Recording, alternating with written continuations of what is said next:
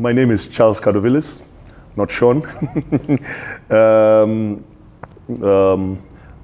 avid sportsman, rugby in particular, which I've played, coached, and just a great follower and lover of the game of rugby. To be clear, you've played for Kenya Sevens and Kenya 15s? Yes. I played for Kenya Sevens. I played for Kenya 15s for many years. Played for Kenya Harlequins. Played for Nondescripts. And also had a small stint in the UK and in Australia when I was in university there. Between Kenya Harlequins and Nondescripts, which is your favorite team? Oh, Queens was my first home. Yeah, so you always you never forget home. Yeah, but I also have a strong passion for Nondis. They will always be sort of my second club that I follow. They actually opened up sort of the door to my international career when I moved to Nondis, is where I got sort of the best chance to be seen to play for the national teams. So, but both clubs are close to my heart, and with Queens, it's more because I have seen those players grow. A lot of them joined when I was part of the setup, and I've seen them grow from kids coming out of high school and university into some of the national stars that we are seeing today. When I remember very well that when we first met a guy like William Baka, he could hardly catch a ball, and today he's one of the top players in the world. So it's like seeing your children grow. So I have grown there. My closest friends are Queens boys, and so Queens will always be number one for me. Okay, just to let you in a little secret, nowadays Queens nasikia wanaitwa Slay Queens. I don't know why, it's not me, but squeezy wanaitwa Slay Queens. We'll enjoy the banter, but it's part of rugby, and it's not only Kenya, but it's a worldwide thing, and we keep it fierce on the pitch. The banter is also very fierce, but we're all very good friends at the same time. Okay. So speaking of which, your name Cardovillis, are you Kenyan? Yes, I am. Born and bred, but Cardovillis is actually a Greek name. My grandfather, my dad's dad, was the original Cardovillis and came to Kenya, and got married to my grandma, a Kenyan lady, and that's how we came to be, and that's us. If you hear any Cardovillis, actually we've done our research around the world. We are all one family. There's no other Cardovillis family anywhere in the world. Yeah, so we're all related. So if you meet a Cardovillis, tell them, say hi. Yes, it's only us. Okay, so when did you start? But before we get there, where did you grow up? I grew up in Nairobi, purely born in Nairobi. Consolata Primary, St. Mary's School, and of course that's where the rugby started. No, it was St. Mary's wako kwa rugby wengi. Was rugby the only game people could No, play? I mean St. Mary's was known for its rugby. We actually called it a rugby institution. You know, we were run by the Holy Ghost Fathers, who are Irish, and rugby is obviously very big in Ireland. So it was actually very serious business in St. Mary's. Of course, not so much now. The standards have so dipped, but we really took a strong pride in the school. I mean, we would win finals and trophies and get days off. The school would be closed and we're given holidays, and to machine the off. Yes. The headmaster would come up and say, thanks to the rugby guys, we'll get 2 days off. You will go home. So it was like a national holiday, and yeah. So yeah, it was serious business. It was a kind of stuff where we walked up and classes would close early if we had a big game. School was shut. Buses were taken to schools. I remember there was one year we were playing RVA in Kijabe, and everyone, all the buses, everything, people even had to pay just to book spaces on the bus, as it became an official paying to book to just get the teams down there. So that's how it all started, and it has just never stopped. So we still also try and follow the school and how they are doing with their rugby, we try and support as much as possible. Okay. So what's your favorite childhood memory? Oh, there are many.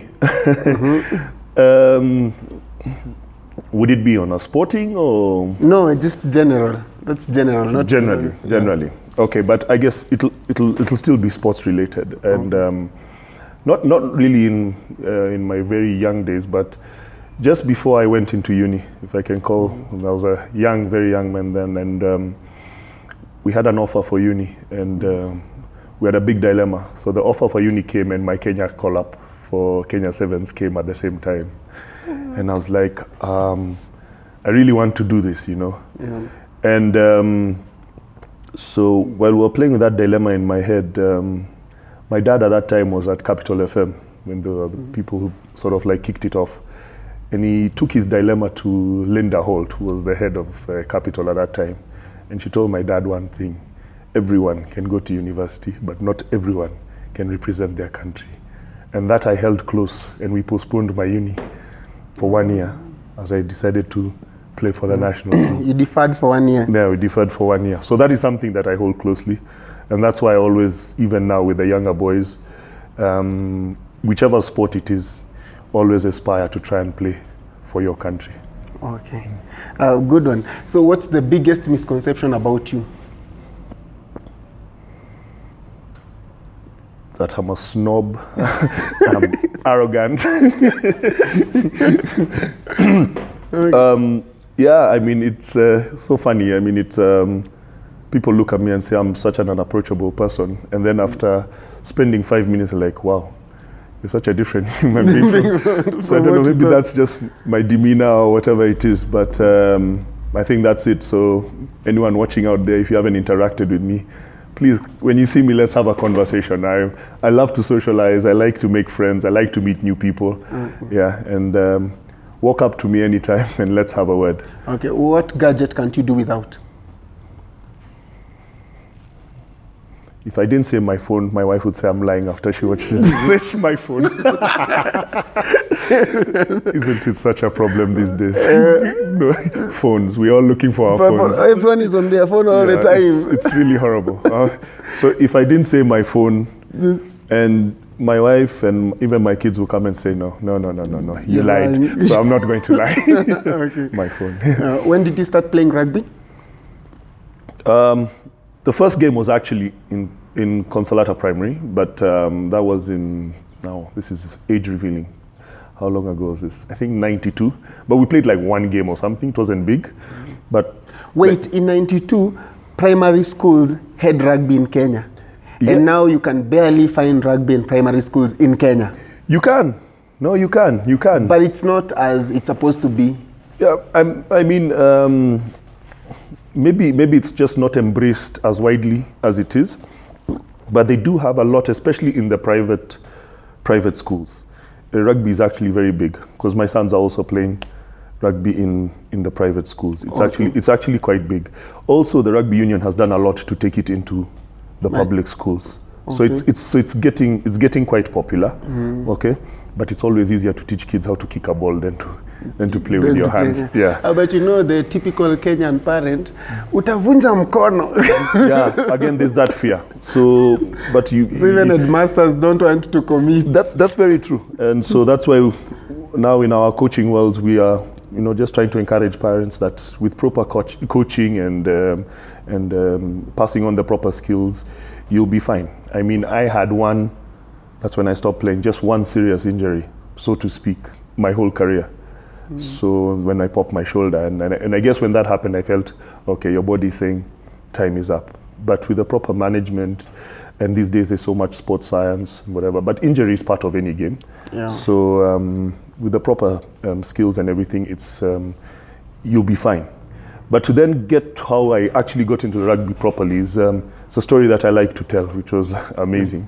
So in St. Mary's, I was walking around, and it's a big rugby institution, and we had some really big boys there. And when you're moving from Consolata, where I thought I was the biggest, and you come into St. Mary's, and you've got all these stars that you've been hearing about. So I used to be a lot into cycling and triathlons because I was following in the footsteps of Charles Cardovillis, who was a big cyclist. And one of my friends, rest his soul in peace, he passed away, George Mbwara. George Poza. Yeah. He got me onto the rugby field and he told me, you're a coward, come on, you big man. And he pulled me and said, we're going for training. We need you because you're the kind of guy with the body you have and everything, you can be good for rugby and stop cycling and joking around here. It's cycling. Yeah. That's So he so put me typical on- of George Poza. Yeah. So he put me on the pitch and he's held my hand. He held my hand throughout the whole process and everything. Even ended up following him to Queens and stuff like that. So that's how it was, you know. So just by someone's persistence, he pulled me and made me believe that I can do this. And this is me today. And you spoke of coaching. Yeah. Speaking of coaching, Yeah. which is the best speech a coach ever gave you in any level, be it the national team or in primary or where? A pre-game speech. A pre-game speech. Wow, there've been quite a few, but the guy that credit one of the best speeches was a man called Jamie Johnson. I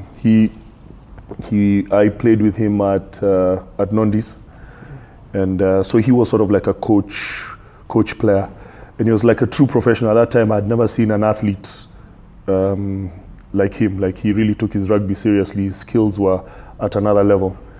So his talks were more around making you believe and trusting in your own abilities and going out there and enjoying the game. You must enjoy what you're doing, otherwise forget about it. And I always kept that in my head, and it may not sound much, but even over the weekends and even the tournament this past weekend, the last thing I told my players in the final was, you make sure you go out and enjoy and entertain this crowd. You are entertainers. Let's not, you must enjoy your job no matter what you're doing. And so for that is a lesson I always picked from one of his speeches, and it's something that I pass on. Okay.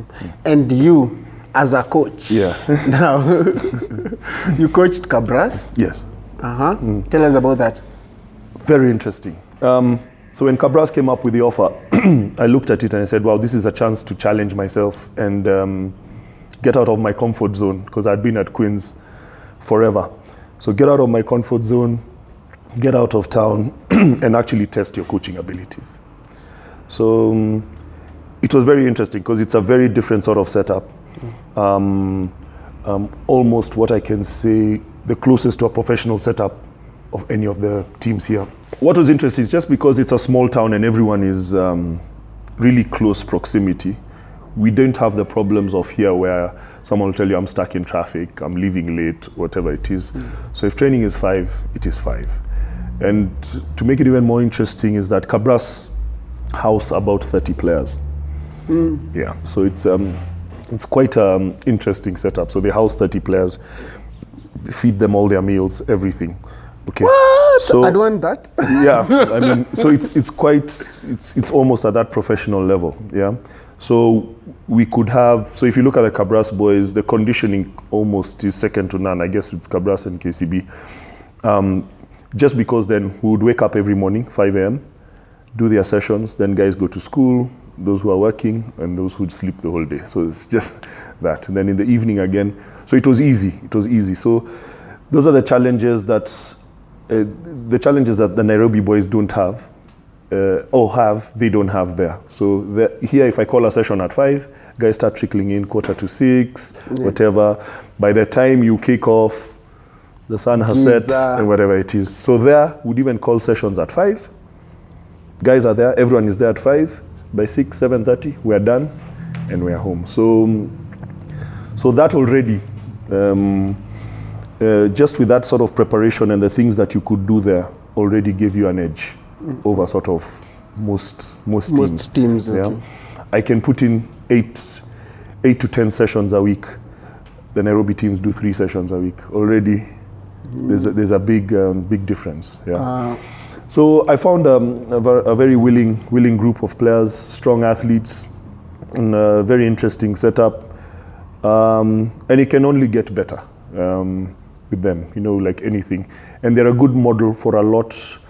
As a good case study to take the goods and the bads of that kind of setup if Kenya want to go into sort of a professionalism. Yes. And if these clubs in Nairobi need to improve, there are things they can pick from that model and work their own. Okay. Speaking of Kenya, where is Kenya Rugby now? And what do you think can be done to professionalize the sport? Because I see the banter going around. I agree and might not agree. You may agree or might not agree. But in the end of the day, there is the truth. There is the banter, and then there is the truth. There's the truth. So what should we do as Kenya, not as Kulabu or Queens or just as Kenya, the union, the rugby union, to put the sport where it's supposed to be? Okay, number one, and something that I again keep on saying is professionalism has nothing to do with money. Professionalism is a state of mind. If we want to get it to where we want, we need to change our way of thinking. People get into the game, which for me is very unfortunate for a lot of selfish and personal reasons. And if that's what's happening, then we're never going to grow and see and see the growth and get us to achieve the heights that we actually can. I feel we are looking now, when we entered the first IRB series, we played the first tournament. I was part of that team in 1999. If you look at how we have grown, yes, we have grown heaps and bounds, we are challenging, but we're not challenging consistently. If you we're waking up on a Saturday morning at 2 a.m. to watch Kenya play, you don't know which Kenya will turn up. Yeah, it could be a very good Kenya or a very mediocre Kenya. A Kenya that had a good season this year, but went to the Olympics and came 13th. We couldn't beat anyone. In a span of a very few days. So what people ask, and for me, it may sound simpler than put or whatever, but I think it's simple. If we just get a professional mindset and everyone working in the same direction.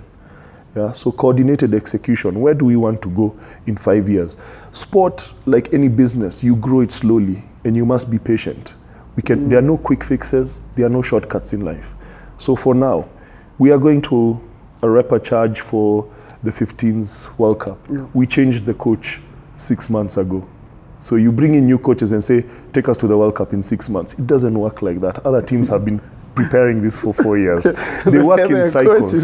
So the World Rugby, the world's governing body, were not silly when they put 4-year gaps in all these things. They do the same things in football, in any sport. You've got 4-year gaps between World Cups and the major events. It's to give people time to prepare so that they can give their best, they put on the best show, because that's the ultimate stage. Okay. So we need long-term planning. Well, of course, you've got your mid-term goals and your short-term goals. So what do you want to achieve? So again, we just need to have a professional outlook of things. We need selfless people to work, people who will serve the game. And with that, once we get those selfless people who are there to serve the game, then the goodwill comes in, then the money starts coming in, which then also helps. Eventually, we can all get paid and start earning from the game. But now, it's so messy. We have a pay bill number now, and they are asking for cash. 100 bob, which I will send because most of the rugby guys are my friends, the players. Let that be very clear, the players. But when it gets to a point where we have Brand Kenya sponsoring the team, then the next day you fired the coach, you're advertising for new positions. Then after advertising for new positions, the next day you're putting up a pay bill for 100 shillings. Clearly, we are going not in the right direction. Exactly. And me, what I know, most people who play rugby, for them it's never about the money to begin with. I know so many players, people who played for Nakuru. Nakuru, even before they became good, people used to play for free. Yes. I know for a fact. So the rugby players and the coaches, for them, I am sure it's not about the money. So you can't fire someone saying that you don't have money to pay them. Let's be very clear, it's not about the money for most people here. I think the problem that we have as Kenyans and Kenya Rugby, it's more of ego. I want to show you who is in charge. Exactly. You know, it's feelings led more than professionally led, and I think it's time we just We just stopped that and just do the right thing. Aya, now in your debut for Kenya, 1999, which team did you play against? Who was it? Wow. Okay. So first game was in South Africa against the Box. Malaria. And interestingly, it was the first sevens tournament, first game of the tournament, and it was against South Africa. And so I'm the young lad, and my coach at the time was Mike Tanko Tieno, who now is my mentor, and I'm working under him with my coaching certification and things like that. So he enjoyed how I trained, and I was in the starting 7. And for me, I think it was overwhelming, to say the least. It was a big moment. So I remember sitting we're in the tunnel where the first game, and these guys are here. So there was the likes of Stridom, who has just come from a Rugby World Cup. There was Chester Williams, and I'm like, wow, this is. And we're so close to each other. We're barely a foot away from each other, and these monsters, professionals that we've only and you're watched. starstruck. Yeah. You're in the same game, but you're starstruck. And we want to try and get onto the field as quick as possible, but they've got all these bikers and pre-game stuff, making it as big as possible and just adding to our tension. We want to get on the pitch and release all this that we have going. Anyway, we finally do, and we got hammered. I think it was 40-0 or something like that. But we picked up the lessons, and that's what it was all about. We needed to start somewhere, and we did. And I think we won a game or two in that tournament later on that day. I think we beat Uruguay, something like that. And so that was it. And it was interesting. And but when you look back at that, you say it was worth it with the way we are doing now. So it's now. The tunnels would be opposite, with the other players from the other world looking at ours and saying, how are we going to handle these guys, which is an amazing journny we've come. Lavina Sego said in his debut, he just saw people passing. Who are you? Just seeing people, you don't know what's going on, and you're in the same game. And the commentator, so the commentator, over the loudspeaker is like, yes, and the South Africans going again, the Kenyans look tired, and because we're just chasing shadows all over the place. They're like, wow. And those are things that just stick with you for the rest of your life. That guy is just in there. They are chasing shadows. The Kenyans looked at you like, we really don't need that. Not now. Not now. It's okay. So what's the greatest fear you have to overcome to be where you are today? Just believing in myself. And believing in my abilities, you keep testing yourself every day in life. I don't think you ever get to your real potential. I don't think we'll ever get to 100%, because we never know, and I don't think you can. You just keep on trying to better yourself, every day. So I'm really also hard on myself. So that's so like yesterday when we lost the final, I'm like asking myself some really tough questions. What did we do wrong? Where did we get it wrong? No matter what happened during the game, we should have maybe put it beyond doubt.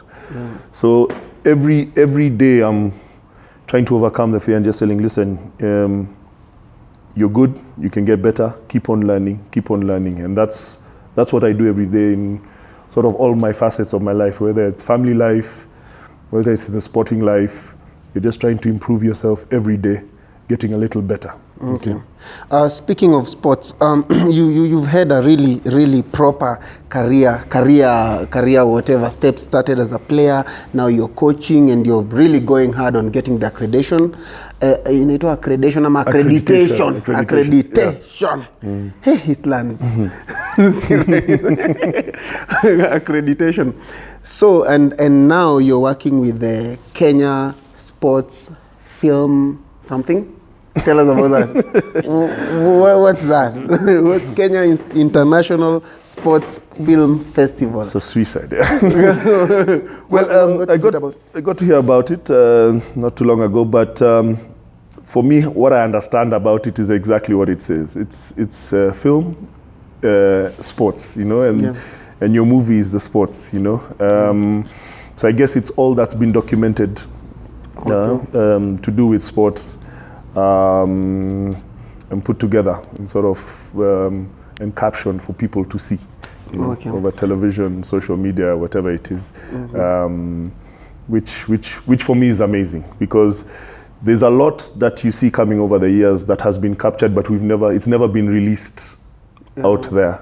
And we may think that TV started just the other day, but you'll find that we can get clips of our Olympians in the 60s, you know, and that's what it's all about. So I guess it's film and sport and showing the world what sport is all about, you know. And probably it could be a learning ground for the future and all that, and for maybe to bring more people to embrace sports, because you may realize things like rugby, rugby, it has its very diehard fans, and there are Kenyans who do not even know about it at all. Cricket, the same. There are people who are into cricket so much, others don't even know one rule about cricket. So are you saying that through the sports film festival, maybe it will enable all Kenyans maybe to now get to know about different sports? So you can paraphrase that. Yeah, I mean, definitely. What was it? 2 weeks ago, the world was watching boxing. Yes. On TV, you know, and they had it also on NTV, and so Kenya could watch it, and the world could watch it. A fight that was happening in Kenya. People couldn't even get into the venue. It was full. Security had stopped. So you can see what that has done just by putting it on TV. It shows the world. How did I learn cricket? And I follow cricket quite heavily. First of all, Kenya's involvement when we were doing quite well, and even went to beat West Indies in the World Cup, and then now we watch it on TV. So it's that's what a film and documenting has been able to do. We're able to watch again and again, and the best thing is being able to store those memories. You know how we all keep photo albums and things. We want to look back, and then we learn. We also use it as a medium of learning how to improve our sportsmen, our events, by watching it and by it being documented in the form of film. Okay. So in short, the sports Kenya International Sports Film Festival is basically bringing sports and TV together. Advice to upcoming sportsmen in any sport. Do they need money to play rugby? No. You have to be rich to play rugby? No. Don't. Yes, rugby was always, people always say was an elitist sport, but it's not true. Any sportsman, and I tell my kids also, you don't have to play rugby because daddy played rugby. I'll support any sportsman, anyone who needs help. We've worked with athletes just to guide you which direction to go. If you're willing, you'll be successful. If you're focused, if you're disciplined, that's what it's all about. And then the money will come. You'll be paid for being persistent, disciplined, okay, and cultured. The very important thing that I always say is that a great man is always willing to be little, okay? And in sports, if you keep that in your mind, don't get too arrogant, don't let your head blow up, okay?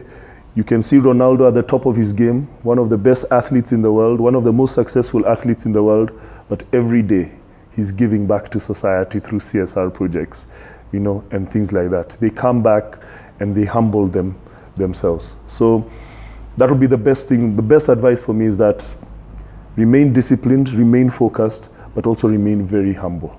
Even our local stars here, some of the greatest athletes that we've produced are some of the most humble human beings I have met.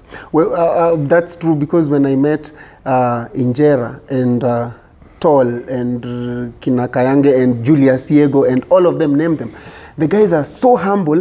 Mpaka I look at myself, I'm like, si niko na kierere mingi, you know, and he's the star. Like he behaves like he's Nothing. And maybe people need to learn that a lot in Kenya, especially because there are just some upcoming sportsmen. Amepata tu game moja ya Kenya.